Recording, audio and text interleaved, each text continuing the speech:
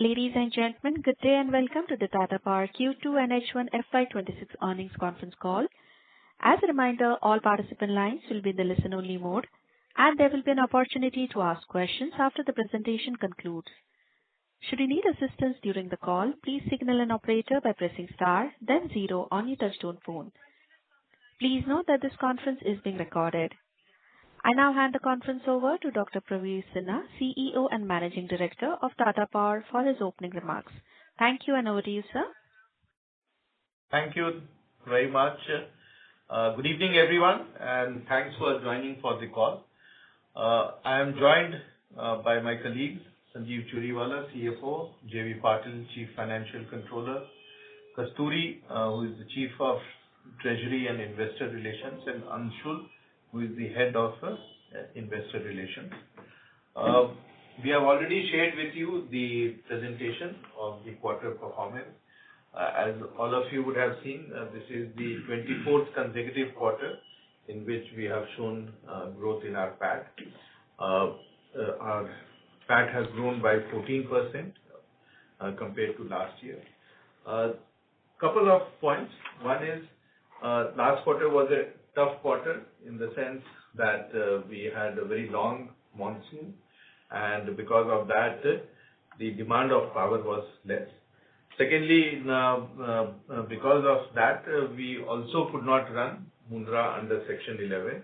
And while we are discussing with Government of Gujarat to finalize, which we expect that we are in the last stage, and hopefully in next few weeks, maybe within this month, we will be able to close it.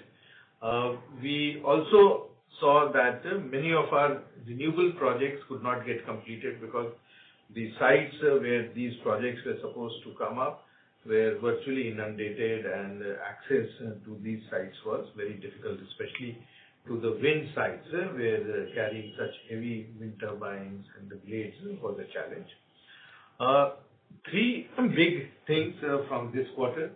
One is our performance of Odisha DISCOMs have now come to age, and we saw a PAT of 174 crores compared to previous year's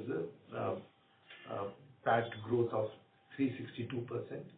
Similarly, our half-yearly PAT for the Odisha DISCOM is 279 crores, and we do expect that this will be the template going forward because most of the initial issues have been sorted out. Similarly, our solar cell and module manufacturing plant has done exceedingly well, has stabilized production. The cost of production has reduced. We have been able to optimize a lot of costs, including the input material costs. And that's why our PAT has gone to 240 crores, which is a 262% increase from the previous year. And our H1 PAT is 340 crores. And you can again see this happening in future also, in future quarters. Another big area that has happened in the last quarter is our rooftop PAT, which has grown to 123 crores, and which is a 390% increase over the previous year. And on a H1 basis, it is 213 crores. We also saw for the first time the rooftop sales crossing 1,000 crores in a quarter, and I think going forward you will see many of these type of new benchmarks that we will set in the rooftop business. We have also for the first time in the quarter crossed an EBITDA of 4,000 crores, and again this is in back of excellent performance from all our businesses, in spite of the fact that we had a loss in Mundra because the plant was not operating. So what you can see is that even without Mundra, we continue to grow on back of excellent good performance. All our other businesses will continue to perform better in the subsequent quarters. In fact, we have huge target to add capacity in renewable projects, especially for our own utility projects in third and fourth quarter, and we are expecting about 700 megawatt capacity add in the third quarter and 600 megawatt in the fourth quarter. So end of the year, you will find that we would have crossed nearly 7 gigawatt of our operating renewable assets. A few points I wanted to mention that in today's board meeting, we decided that we will do investment in the 1125 megawatt Darjeeling project. It will be on similar terms as was done for the 600 Khodlon 2 project, where 60% stake will be from the Bhutan government-owned DGPC, and we will have 40% stake, and that will continue. The initial work on this project has already started, wherein access road, bridges, colony, construction, power, all is getting tied up. And we expect that the financial closure of this project will be achieved by mid of next year, by when we will start the work also. We'll have World Bank financing, and they will of course come in consortium with IFC and some of the other banks, and they will syndicate the loan. And we do expect that this will be again a record in terms of the implementation of the project at a very fast pace, as we are seeing in the existing Khodlon 2 project, where the work started nearly a year back on 1st January 2025. So all in all, I think a lot of good things are happening. We will also at some stage, we are evaluating the 10 gigawatt plant for manufacture of ingot and wafers. We are in discussion with various state governments as to what sort of state subsidy they will provide, as also the Government of India PLI, and we will be finalizing this in next few months. And we do expect that many of these initiatives will start showing the type of results that we had presented to you in the last analyst meet that we had in our 4 gigawatt manufacturing plant in Tirunelveli. Our balance sheet continues to be very strong. In spite of the capital expenditure, we invested nearly 7,349 crore in this year, and as we have mentioned to you, we plan to spend 25,000 crores in this financial year. Our debt increased by 6,400 crores, reaching 54,000. However, even with this rise in debt, our leverage ratios are very good. Our net debt to underlying EBITDA remains 3.3, and our net debt to equity is 1.2, which is very competitive, especially in the infrastructure industry. Having said that, we continue to get one of the best credit ratings in corporate India, with S&P Global upgrade of outlook from BBB positive to BBB stable, and I think this will help us to further improve the interest rates for our borrowings that we have at present. So we do expect that our performance in future quarters will become more robust and will substantially improve once we are able to sort out the issue of Mundra, and also with more capacity adds in renewable that is expected in this quarter and the subsequent quarter, and all our other existing operations will continue to perform very well. So I'll take a pause over here and look forward to respond to your questions. Thank you very much. We will now begin the question and answer session. Anyone who wishes to ask a question may press star and 1 on their touchtone telephone. If you wish to remove yourself from the question queue, you may press star and 2. Participants are requested to use handsets while asking a question. Ladies and gentlemen, we will wait for a moment while the question queue assembles.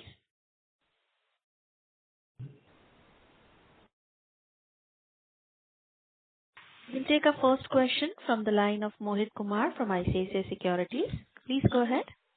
Yeah, good evening, sir, and thanks for the opportunity. My first question on the solar manufacturing, I think you alluded to that you are going to set up 10 gigawatt of ingot and wafer. My question is that, are you looking to set up this 10 gigawatt cumulative capacity of ingot, wafer, cell, and module, everything? And are you expecting another PLI? Because you mentioned the PLI. Yeah, so it will be 10 gigawatt of wafer and ingot. We already have the 4.3 gigawatt of cell and module and another 250 in Bangalore. So we already have 4.55 gigawatt of cell and module. But the new investment will be only in wafers and ingot. Only wafer ingot of 10 gigawatt, right, sir? Absolutely right. Understood, sir. Are you expecting any PLI for wafer ingot separately? Yeah, we are expecting government is very keen that these type of plants come up quickly, and also the overall requirement of the country is large and very little of capacity is there right now.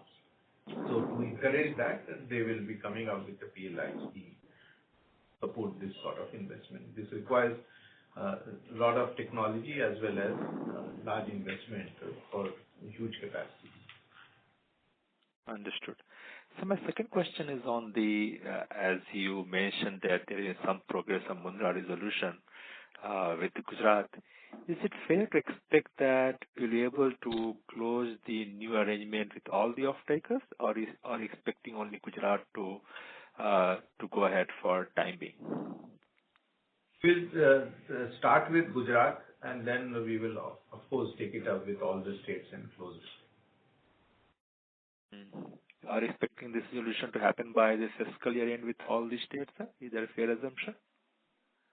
No, much before that. We are in final stages, and hopefully within this month we'll be able to. Understood, sir. Thank you and all the best. Thank you.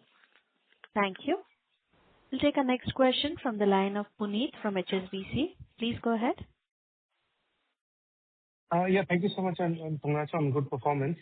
So my first question is actually on your investments in Bhutan. How much investment do you intend to commit in Bhutan? I see there are at least 3 more projects on the on the hydro side that are listed in your presentation. How much investment should one look at in between the first 2 and then the next 2? So the first project was about 6,800 crores. This is about 13,000 crores. And, these projects require a lot of detailed analysis, engineering has to be finalized, access arrangements have to be made to the site. And also we need to carry out many other studies relating to the type of water flow is there, environment issues, forest issues. So these projects require a lot of time in development. So first project already construction work is started. The second one of 1125, we expect the construction work to start by mid of next year. Already initial work, pre-project activities are already going on at this site. Are you comfortable? Just a sec. I'll just add to a bit to what Dr. Sinha also said, since you asked about the investment. In both the projects, the earlier Kolonchu one, we have a 40% partnership over there, and over there our equity contribution would be about 830 crore. And in the second one, which is a 13,000 crore capex plan, we also have a 40% equity over there, and our investment there would be about close to 1570 crore. Both these projects put together, our total equity from Tata Power side will be about 2,400 crore. Given that we have a 40% equity here, the financials of those 2 companies will not get consolidated with Tata Power. Tata Power will be showing this investments as investment in the books. And would you be guaranteeing the debt that will need to go into these projects? No, the debt is taken in those companies, not in Tata Power. And there is no recourse to Tata Power? Yes. Okay, that's helpful. Secondly, your Odisha performance has been extremely good. So just if you can elaborate a bit more on whether these numbers should be sustainable or there were some corrections, etc., that got included this time. There is no correction. In fact, you will see much better performance in the subsequent quarters. That's very helpful. Thank you so much and all the best. Thank you. We'll take our next question from the line of Sumit Kishore from Axis Capital. Please go ahead. Good evening and thanks for the opportunity. My first question is in relation to your ingot wafer 10 gigawatt plan. So what is the ballpark invest? What time I'm frame? sorry, you're sounding muffled. Sumit, can you just repeat the question, please? Yeah, I was asking about the 10 gigawatt ingot wafer. What are capex that you'll be looking for setting this up, and over what time frame do you expect to start commissioning this capacity, and when does it reach peak capacity? At this stage, we are examining the proposal. As I mentioned to you, we are in discussion with various state governments to understand what sort of subsidy and support they will provide, and also from Government of India, the PLI scheme. So that will give us an idea based on that what sort of eventual cost of the project will be there. So I think we need to wait for some more time. In principle, we have decided that we will go ahead, but we need to firm up some of these numbers in the next 2 months. Sure. So in the first half of the year, how much capex has Tata Power incurred? And so, how is the about 7,300 crores, and our plan is 25,000 crores. We are on track. You will see huge amount of those investments happening in quarter 3 and 4. Okay. And on the cell and module plant numbers that you have shown, the EBITDA margin seems to be better this time around 36% or so. Is this sustainable, and what was the mix of module cell sale to third party and in-house use this time around? So typically the prices of modules and cells are governed by 2 things. One is demand supply, and the other is what is the input cost, where we import the wafers and what price we get wafers and some of the other input material. So it will vary to a certain extent, but what is important is that the plant operation has stabilized, and many of the efficiencies in plant operation, those get reflected in the cost of production, and those benefits will be there to the company. Sure. Just one final clarification or a question on what is the status of the bidding or for the UP Discom privatization, and what are the expected timelines here? So we are also waiting for the bidding process to happen. Every time they have told us that it will happen very quickly, so let's hope it happens in the next few weeks. Okay. Thank you and wish you all the best. Thank you. Next question is from the line of Atul Tiwari from JP Morgan. Please go ahead. Yes, sir. Thanks a lot. So in first half, your Concall net debt has gone up by almost 10,000 crore rupees versus the capex of 7,300. So 2 questions here. Is there some other cash usage in addition to the capex that you have done, in the first half? And the second thing is that obviously you are now embarking on very large capex program. So what kind of debt equity maximum or debt to EBITDA you will be comfortable with going ahead? We kind of, just to give you some context here, the company has a rating of AA+, which is kind of a debt to EBITDA about 4x. If you see the balance sheet of the company as a whole, We are presently at a net debt to equity of about 1.2 and net debt to underlying EBITDA of 3.3. So we have a very healthy ratios on the healthy balance sheet, and that should cater to our future requirements of the capex as well. Okay, so the 4x will be the upper limit.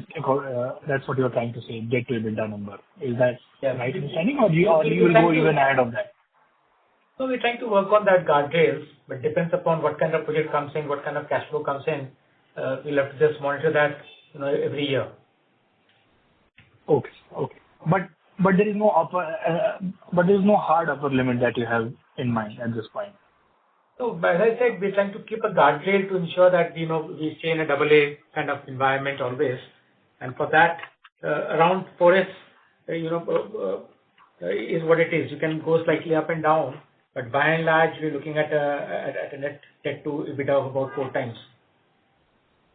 Okay, sir. And so my second question is on your plans for solar ingots and wafers. So obviously in the first half we have seen pretty sharp reduction in the solar project award, and obviously power demand has been quite weak, and it looks like that even the government is rethinking the pace of capacity addition on the pure solar side. So what is your take on the top-down landscape? I mean, do you think that this is just a very temporary situation and we will soon revert back to the pace of award that we saw in previous 2 years? And if not, then, what is the thought process behind committing more capex, on the manufacturing side? No, I don't think that the pace will slow down ultimately. We're seeing a temporary pause where there have been issues around land and connectivity, but most of the players in the market have been announcing capacities. So to that extent, I think we're all working towards the government ambition of reaching the target. Now, in some years, there could be less or more, but I think the train will only pick up. Okay, good. Thanks. Thank you. We'll take our next question from the line of Apurva Bahadur from IIFL Capital. Please go ahead. Hi, sir, and thank you for the opportunity. So we are seeing a lot of state government bids for thermal power projects. Would be interesting to know your thoughts if there is any intention of adding greenfield or brownfield thermal capacity over here. We are examining all these opportunities, and we'll take a call depending upon what sort of land we have and what sort of tariff one would be in a position to bid. So it's something that we keep on continuously evaluating. Understood, sir. Sir, also on any update on the Delhi regulatory asset liquidation? There was a Supreme Court order. So any progress on that? So already the regulatory assets in Delhi has been going down for last 2 years, and this year also nearly, I think, 600 crores of the regulatory assets have got reduced. Last year also there was a huge reduction, and now that the Supreme Court has asked the DRC to amortize it within the 7-year period from the time they have been accrued, I think that will get completed. So we do expect that there will be a good trajectory of regulatory asset reduction over a period of time. So, sir. Sir, lastly on...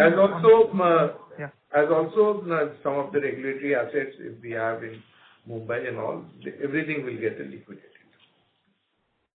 Understood, sir. Sure. Sir, lastly on parallel distribution licenses,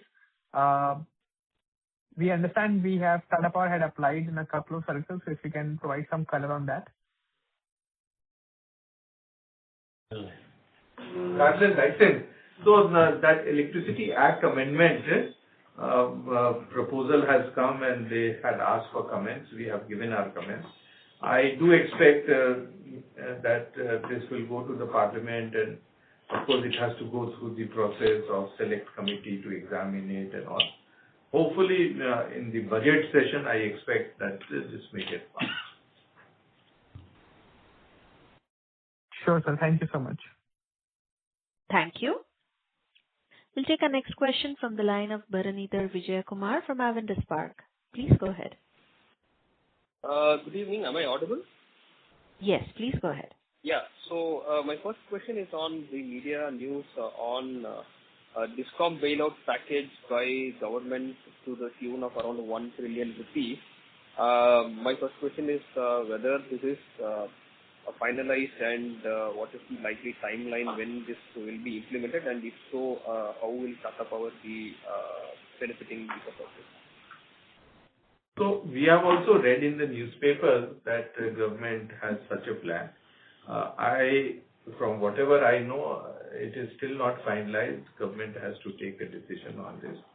But considering that there is so much of debt as also losses of discoms, it will be necessary for some action to be taken. The nature of the action, of course, will depend what the government decides.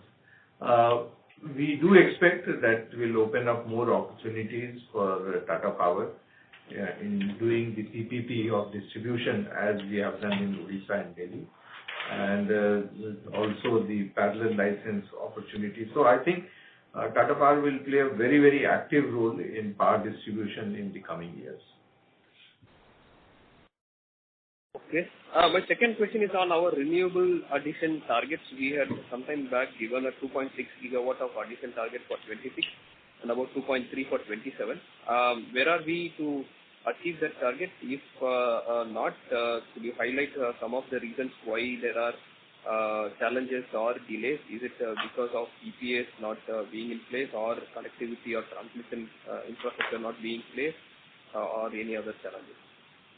So our capacity addition in H1 has been 205 megawatt. We expect that in Q3 and Q4 we will do about 1.3 gigawatt. This is based on the availability of transmission line and the land and all that. Whatever will get missed out in this financial year, we'll try to complete it within the next financial year. So hopefully by end of 27, you will see that financial year 27, you will see that our overall target that we have set, we'll be able to achieve. So what I'm hearing is 2.6 of target in 26 now will mostly read as 1.3 plus 2 already commissioned, around 1.5. Agreed. Okay. My final question is on, say, Mundra plant. There are two parts. One on supplementary PPA, you alluded to decision by Gujarat government getting finalized. But can you give broad contours of what we can expect, given one bone of contention on this supplementary PPA was how much of the profit that the mining segment is doing will be knocked off from the proposed tariff. So any contours you can give on what could be the final tariff, and also what is our thought on when Section 11, if at all, can be say brought back by the government? Is it likely that next year when demand increases it will be back? So, Section 11 is an emergency section. Whenever there is a shortage of power, the government has a right to call upon plants which are not operating to operate at full capacity. This year, because of the monsoon coming early and a longish monsoon, it was not imposed during the summer months. Hopefully, it will be imposed next year. But in any case, we want to have a long-term resolution rather than going year after year on Section 11. So we have been in discussion with the government of Gujarat, and hopefully we should be able to come to some arrangement. The details are still getting finalized, and it has to go to the government approval process. And once it is finalized, we will be in a position to share. So thank you, sir. All the best. Thank you. We'll take our next question from the line of Satyadeep Jain from Ambit Capital. Please go ahead. Hi, thank you. So I just wanted to firstly ask on the decision or thought process to go long on ingot wafer versus cell. So you're looking at 10 gigawatt ingot wafer versus cell line. What is the thought process there? And does it mean that incrementally we should look at TATAPOWER as getting bigger on the third-party sales of cell module wafer? Because currently most of the capacity is tied to internal, but looks like increasingly that's the path you're going to choose. Yeah. So based on the demand supply and the plants which are under implementation, we feel that there will be enough supply of cell and modules, and that is why we are doing the backward integration going for the wafer and ingot. And we feel that the 10 gigawatt capacity will be good capacity to not only supply wafers for our plants, but also for other cell and module plants. This is under finalization, and hopefully in next 2 months we'll be in a position to finalize and share the details. Are you suggesting that the barriers to entry for wafer and ingot would be higher? So incrementally, not many players will be able to add ingot wafer. Is that what you're trying to say? Yeah, it has not only the technology which is very sophisticated, but also in terms of the ability of many people to execute such a complex project. Today we have virtually very small capacity, just 2 gigawatts in the country, and the country will require about 50 to 60 gigawatt of wafer and ingot manufacturing capability next 2-3 years. So we feel we are very well poised for this sort of investment opportunity. Yeah, fair enough, sir. Sir, secondly, I wanted to ask on one of the questions around thermal. Just want to allude to the recent podcast and case study that you had with the HBR. It seemed like you may look at the focus would be on renewable, but opportunistically you may look at some stressed assets, and you also have that 2045 net zero target. Are you suggesting you're still open to looking at some greenfield assets also for thermal? Because initially the impression was that maybe brownfield, maybe more of stressed assets that anyway will retire by 2045, given the target you have. No, we don't have any determined clear plans as yet now. We're kind of looking at opportunities, right? But as of now, we are absolutely committed to grow our green portfolio. But as soon as those opportunities come, we'll keep on evaluating them. Okay. Just one quick question on the renewable energy addition for Tata Power in the first half. Just overall, when we look at the industry, it seems like there is a spurt in commissioning, maybe 27, 28 gigawatt commissioning in the first 7 months. In 200 megawatts seems like less than 1% share. What is it tail really long and other players have succeeded? What exactly is going on in terms of, because for some we are hearing challenges on transmission and all, but when you look at the entire industry commissioning, there is a jump. What exactly is going on, sir? So what has happened is in the first 2 quarters, we had commitment of third-party EPC projects, and these were DCR cells and modules that were to be used. We focused on completing all of them so that hereafter we will be in a position to execute only our projects. So that's the whole plan, and you will see that that's why there will be a lot of capacity additions in Q3, Q4, and in the next financial year, which will primarily cater to our own internal requirements and very little of third party. Okay. Thank you so much, and wish you the best. Thank you. We'll take our next question from the line of Anuj Upadhyay from Investec. Please go ahead. Yeah, hi, sir. Thanks for the opportunity. Sir, first question is on the rooftop sustainability. So how big are we anticipating this market to be? And are we directly tying up any of the states to supply the rooftop? Likewise, we have few new entrants who directly enter into agreement with certain states to install a rooftop of around, say, 700 megawatt plus kind of a capacity. So are we looking out for similar kind of an opportunity here? So rooftop, I think it's just tip of the iceberg. only 20 lakh rooftops have been installed till September. And my expectation is that in this country, at least 5 crores homes will have rooftop. So there is a long way that we have to go to cater to the country's requirements. So this is a very good opportunity. We are one of the best in the country with maximum market share of more than 20%. And this is going to be a very sustained effort from Tata Power side for many more years in future. Okay. And next on the Mundra, sir. Sorry, I guess you have already mentioned that it's the initial phase where you won't be able to comment on the resolution aspect. But as you mentioned that Gujarat would be the first state with whom we are negotiating as such. So how long basically would it take for the entire 4 gigawatt capacity to get resolved?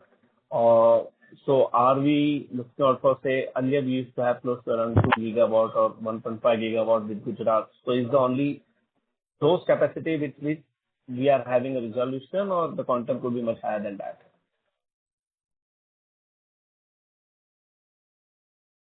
I think, as Dr. Sinha said, we are in active discussions and trying to resolve and get to a understanding, let's say, within November. And a couple of states we're also discussing. We're kind of ensuring that post-discussion with Gujarat, we also close with the remaining states. The idea is to close that as fast as possible. But on the call today, probably we cannot commit a particular timeline. But the idea is that we resolve it sooner than later. Okay. And can you split across the balance capex, the 17,500 crore across various segments? You mentioned that roughly, the renewable capacity would have at least close to 7,500 crores of the capex. The balance 10,000 would be spent across which segment? If you can elaborate, that would be helpful, sir. So you're talking about the full year? For the balance year. Yeah, so whatever is there, almost 50% to 60% of the balance will definitely go in the renewable. Plus we have commitment to our transmission business, and plus we are kind of already doing our pump storages businesses, and the balance will go in thermal. So you can assume 60% of the balance. So if we are about 25,000 now for the full year, and we already done, let's say, 7,500, we're still talking about 17,000 odd crore. You assume 60% of that will go into the renewable and the remaining in rest of the businesses. Fair point, sir. And lastly, anything on the green hydrogen, sir? Just want to have understand the group's view out here, because we are going very aggressively on the equipment side for solar. But are we planning or thinking anything to get into the green hydrogen as well? No plans as of now, but we keep on evaluating opportunities. Thank you, sir. Thanks for the opportunity. Thank you. We'll take our next question from the line of Vishal Periwal from Antique. Please go ahead. Yes, sir. Thanks for the opportunity. Sir, in your slide of the cluster-wise performance, the coal SPV, Mundra and shipping. I'm sorry to interrupt. Can you use your handset mode, please, Vishal?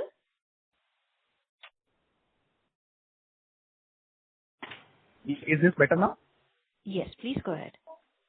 Sir, in your slide which has cluster-wise performance, the Mundra, coal and then shipping, it has contributed negatively to our PAT of almost like 360 odd crore. The Mundra contribution could be how much? This is just to understand, on a quarterly basis, what kind of negative contribution may come in times to come. Yeah, we report that basically on a cluster basis, because Mundra and coal both go hand in hand. And of course, because the Mundra has been shut because of overhauling and various reasons for the entire quarter, there have been losses there. So what the number that you see is a combination of all of them put together. I think the slide number 51 of the deck has that breakup. You can have a look at it. Slide 51. Okay. But then I think one of the slide also has a negative contribution from coal investments, almost like 70 odd crores. So the meaning is Mundra. Is that fair to understand? You can construct that, but there are pluses and minuses, yes. Okay. Got it. And then in terms of our pipeline, again, one slide has almost like, 5.8 gigawatt of project, which includes FDRE, solar, wind, hybrid combined as a pipeline. So in this, what sort of projects have PPA tied up as of now? No, we have the entire PPA tied up. We don't have any open position. It's just for the one or two small quantities here and there. But normally we go and tie up the entire thing. Okay. Got it. And maybe one last thing. I think you did mention the solar rooftop is probably a growth engine, for us and also for the industry.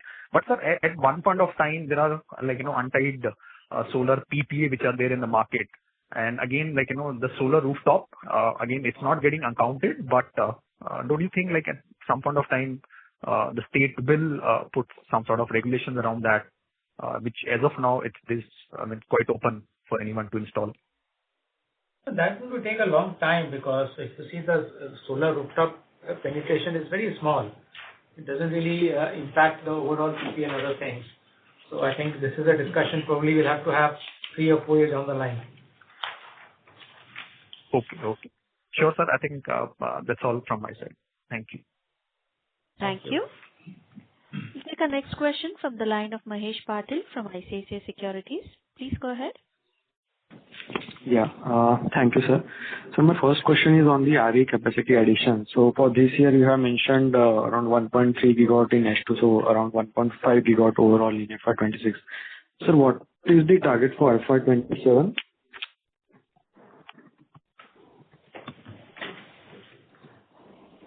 We kind of plan on a runway to do about 2 gigawatt, 2.5 to 2.5 every year. As of now, we have already installed 5.7 and we have almost 5.8 in the pipeline. So I think we kind of tracking quite well with respect to the overall target that we have set for ourselves. In fact, this year, if you consider third party, then we would be doing nearly 3 gigawatt. Okay, sir.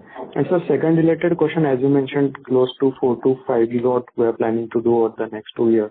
So what about the bidding for projects? What are your thoughts on that? Because I think the bidding has been slower. What about adding more to the pipeline?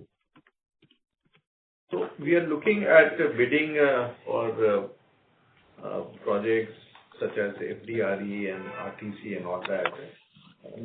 As we had mentioned to you earlier, we are now in the process of constructing our pumped hydro project, which will also be operational in FY29. So a lot of planning will be done in such a way that we package this as a solution of RTC power or peak power for consumers, and this can be discoms as well as industrial and commercial consumers. And so it will not only be just bidding for the discoms, but also tying up with C&I customers. Okay. And one observation, your third-party EPC order book has come down to around 19 billion from around 27 billion. So is this because we are focusing more on our own projects? So is this why the contribution from third-party EPC will go down and rooftop will go up to? So it's a mix and match depending upon the supply and demand. But of course, our execution overall pipelines will happen in Q3 and Q4 as well. So when you look at the full year number, this quarterly variations will be taken care. Okay, sir. Thank you. Thank you. We'll take our next question from the line of Rajesh Basu Mazumdar from 361 BNK. Please go ahead. Yeah, good evening, sir, and thanks for the chance. I just had a question on renewables. What is the capacity addition we've seen in 1H, and what is the outlook for 2H in terms of the total additions for the year? So we have added about 205 megawatt in H1, and as Dr. Sinha kind of mentioned earlier, we have planned to execute another 1.3. So for the full year, you'll see about 1.5 on the large scale utility. But when you look at our rooftop installation, we've already done close to 650, and most likely will be closer to 1.4 gigawatt in rooftop as well, right? Plus the third-party EPC. So I think unlike a pure Genco capacities, we have to look at the capacities that we're installing across EPC, rooftop, and Genco. All three put together would be a significant high number. That's fair. That's fair. And sir, if you look at your quarterly EBITDA run rate and the fact that now we're entering the lean season and Mundra is unlikely to contribute to the second half, does it mean that we will see a fall in the profits, at least for this year, till the PPAs or the etc. are signed, and that is coming into the next season starting from March? So is that a fair assumption to make? I don't think that's a fair assumption to make, because even in quarter two, we are delivering a 14% financial, PAT growth in spite of the impact at Mundra. So of course, many of our projects that we are doing, including the transmission, the recovery that we see in the distribution in Odisha, so solar rooftop, our manufacturing, all of them will be contributing significantly. In fact, if you really look at the core businesses, they have significantly delivered in quarter one and quarter two, and those delivery will continue in quarter three, quarter four as well. Okay, sir. Thank you. That's my question. Thank you. We'll take our next question from the line of Puneet from HSBC. Please go ahead. Yeah, thanks. So on your 1.3 gigawatt future capacity addition in the second half, is it possible to break down between how much solar and how much wind would that be? We won't have that number readily available, but a significant part of that would be solar. Okay, understood. Thank you so much. Thank you. Ladies and gentlemen, that was the last question. I would now like to hand the conference over to Dr. Praveer Sinha for closing comments. Over to you, sir. Thank you, everyone, for joining for this call. And if you have any queries, you can always get in touch with my colleagues, Kasturi and Anshul, and we'll be more than happy to provide you all the required information. Thank you and take care. And Kasturi, you have informed everyone about that visit. Yeah, we have started informing them. We can maybe go on if any. Okay. Yeah. So it's on 15th of December in Bhubaneswar. So the next analyst meet is in Bhubaneswar on 15th of December. My colleagues will get in touch with you and provide you more details and the agenda. Thank you, sir. Thank you. Thank you very much. Thank you, everyone. Thank you. On behalf of Tata Power Limited, that concludes this conference. Thank you for joining us. You may now disconnect your lines.